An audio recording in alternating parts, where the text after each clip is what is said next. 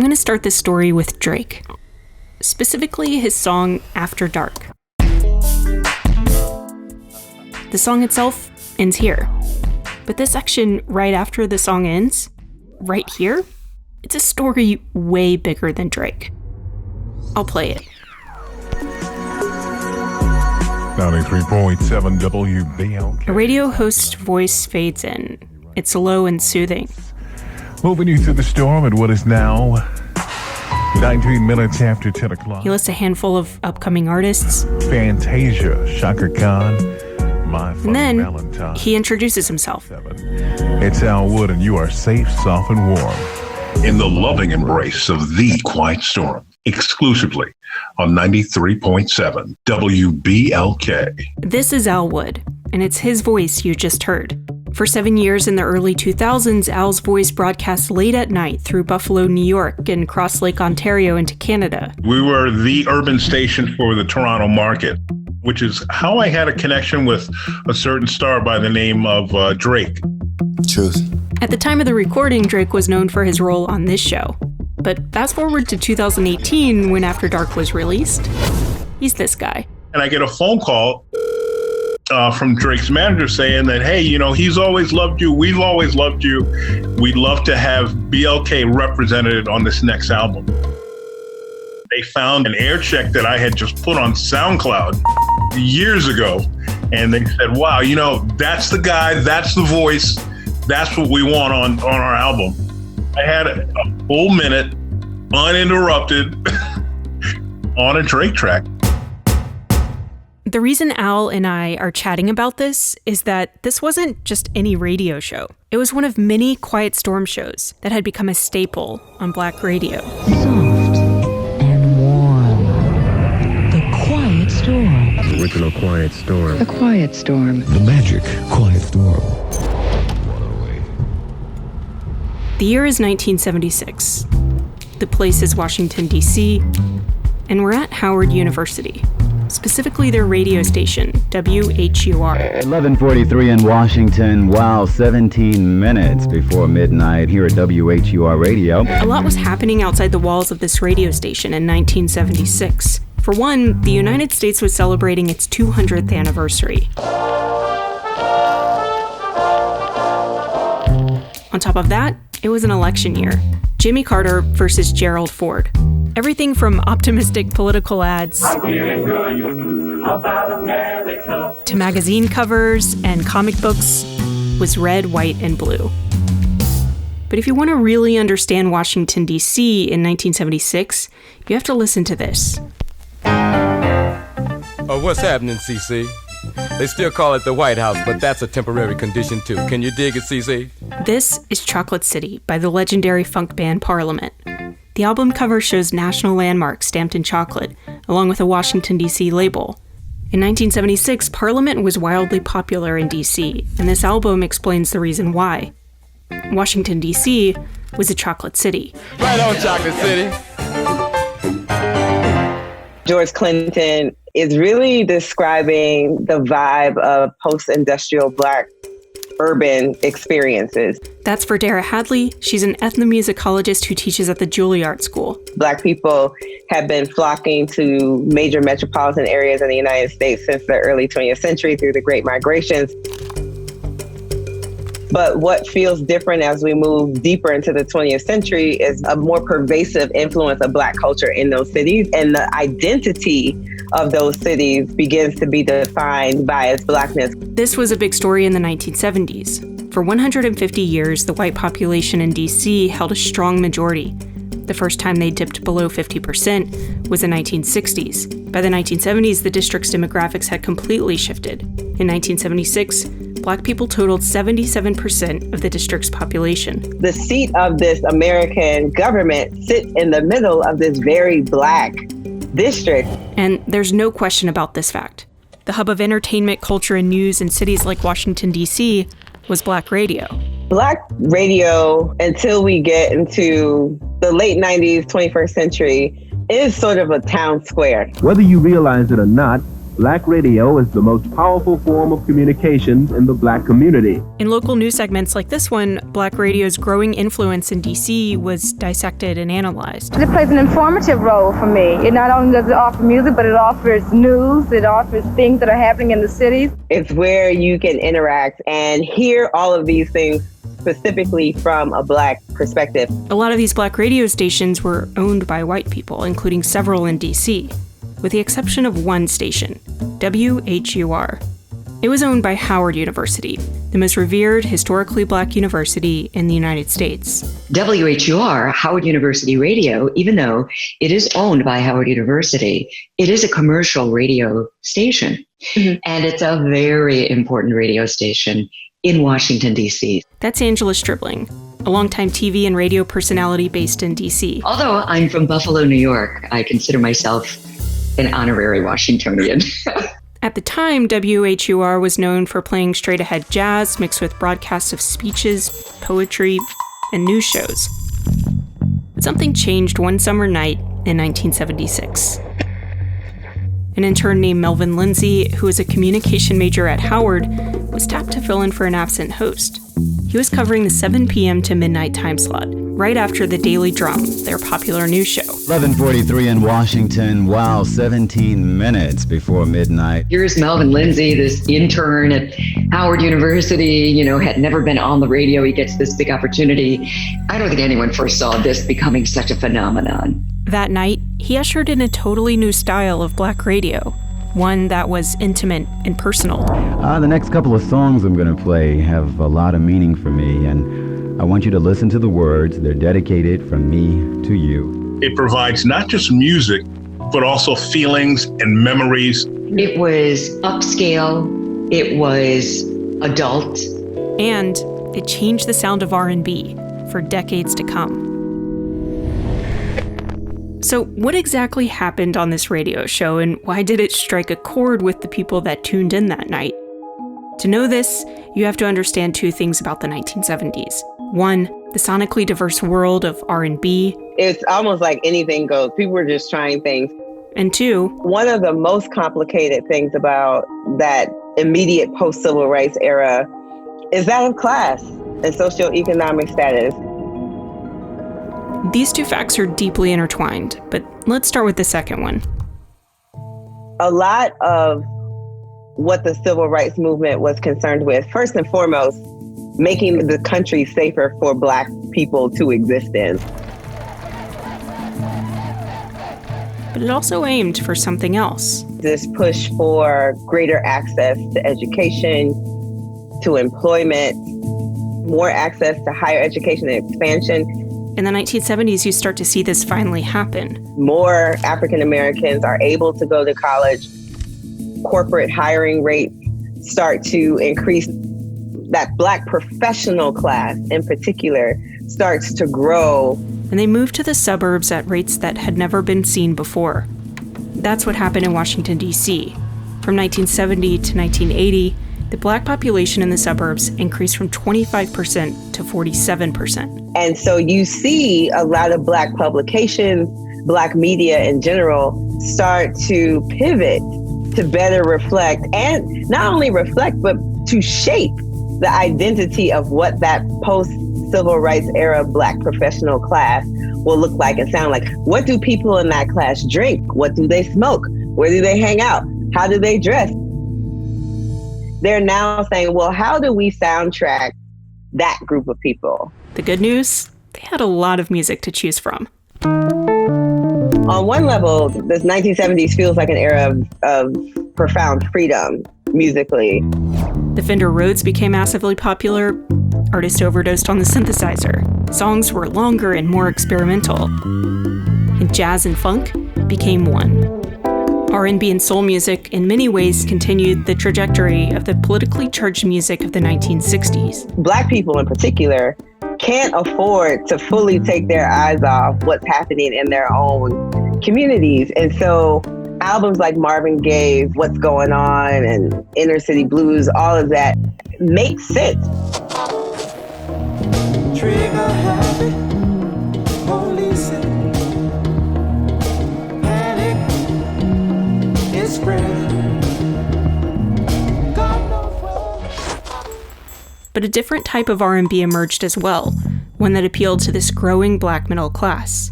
We talk about the victories of the civil rights era, the progress that was made and all that. But all of that came at an astronomical cost to people's psyche and well-being.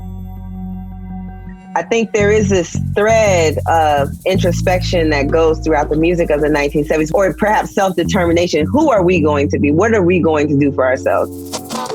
Thinking about Donny Hathaway and Roberta Flack's Be Real Black for Me. Be real black for me. So many songs about love, but also about community, about family. I'm thinking about OJ's Family Reunion. It's so nice to see all the folks you love together. You know, there's a place for Black fantasy and the indulgence of that in the music as well. The songs that emerged were slow and smooth. The voices that soundtracked them were warm and intimate. I've been really trying, baby. I feel like making love to you.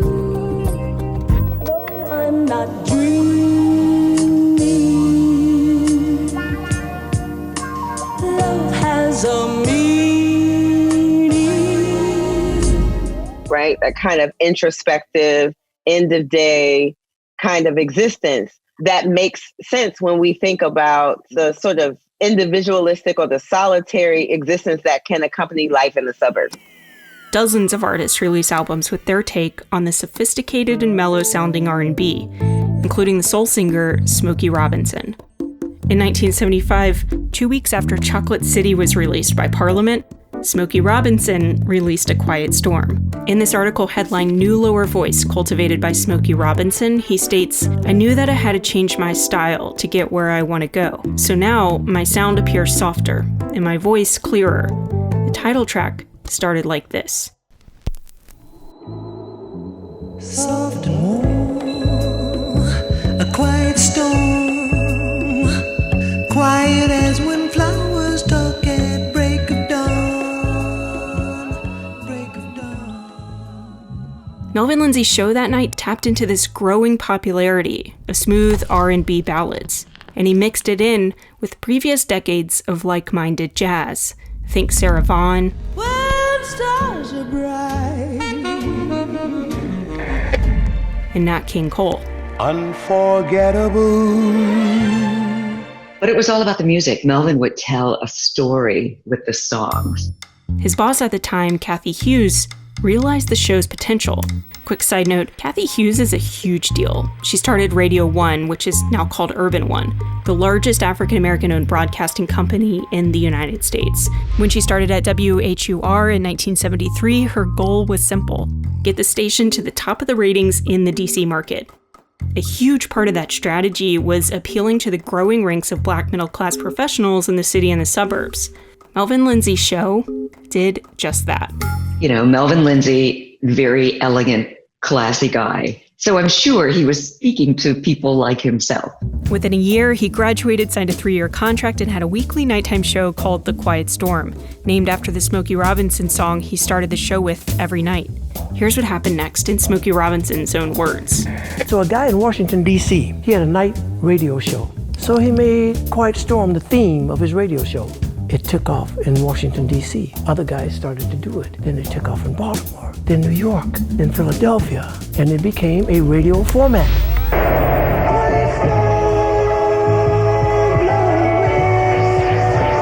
By 1990, there was at least one Quiet Storm show in every major market. Soft and warm. The Quiet Storm.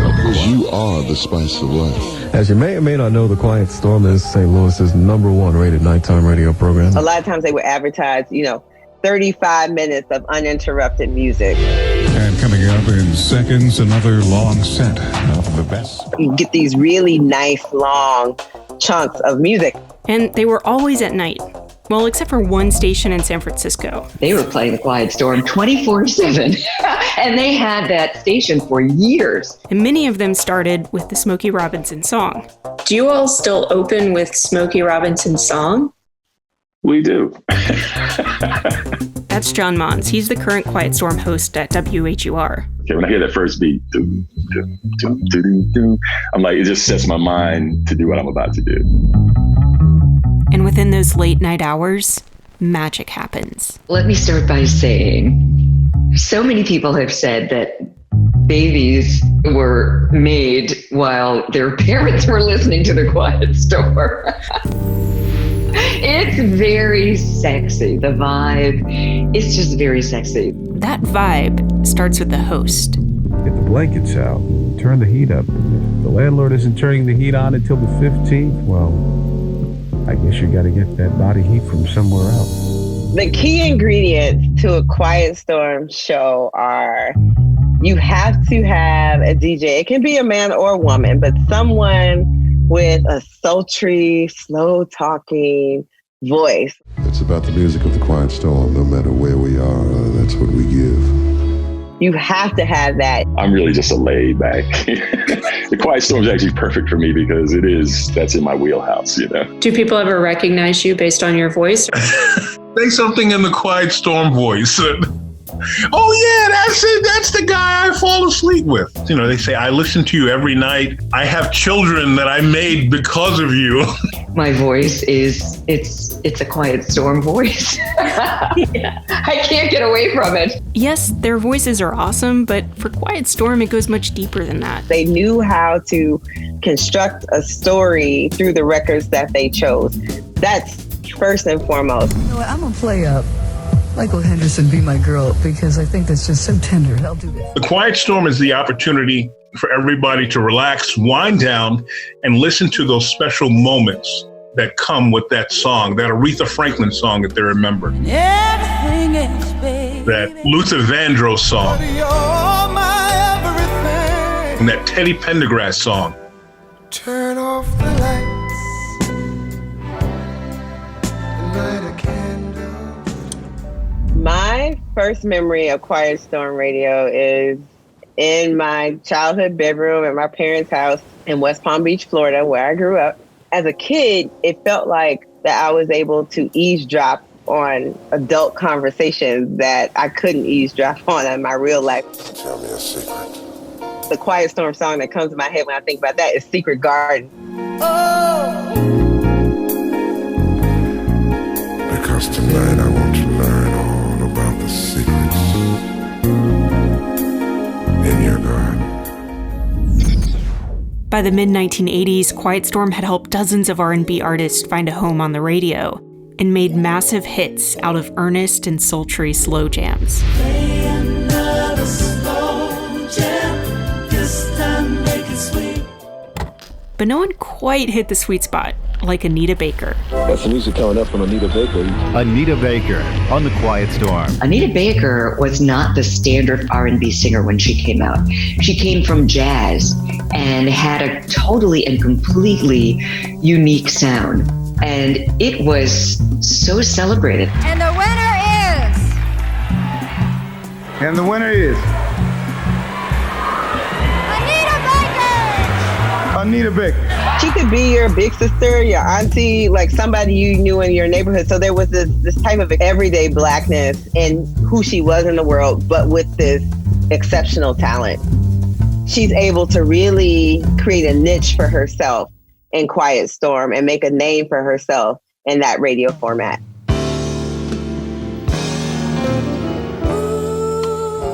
This is Anita Baker's song Angel, and for Fredera, it captures exactly what Quiet Storm music is all about. The music itself is the anchor that allows Anita Baker to really show off and soar. You feel like you're just witnessing her say this to her beloved.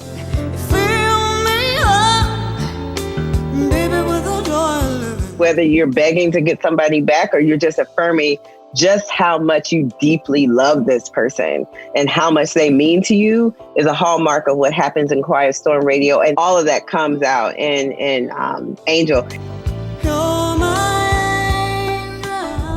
So you have this smooth and soulful R&B and this relaxing DJ who fades in and out with the music. But something else happens that really ties it all together. The the call-ins and dedications. Did you want to hear something? Yes. Don't Stop Ever Loving Me. This is a part that I think doesn't get enough attention, but was really important. In just a second, your dedications are next. If there's a song or someone who stepped into your life recently, who's made your jacket edges smooth. I want to dedicate a song to Dave. Those dedications were often just as vulnerable as the music. You have the people who were, dealing with some of the toughest times in their lives. Well, what you're going to have to do is you're going to have to call him back so you can unbreak his heart. All right. Okay? All right. All right. They were also just as flirtatious as the music. She's just real special. And aside from the fact that you might want some. That I might want some. What? No. Want some company. You didn't let me finish. Get your mind out the gutter. I said you didn't let me finish. And you get these glimpses of the community. And that reminds you that you actually aren't the only one listening to this right now, that there are people all over your city. I really do miss him, and I don't know how to tell him that. Well, maybe he's out there listening, huh? And thinking about you. Does he have your number?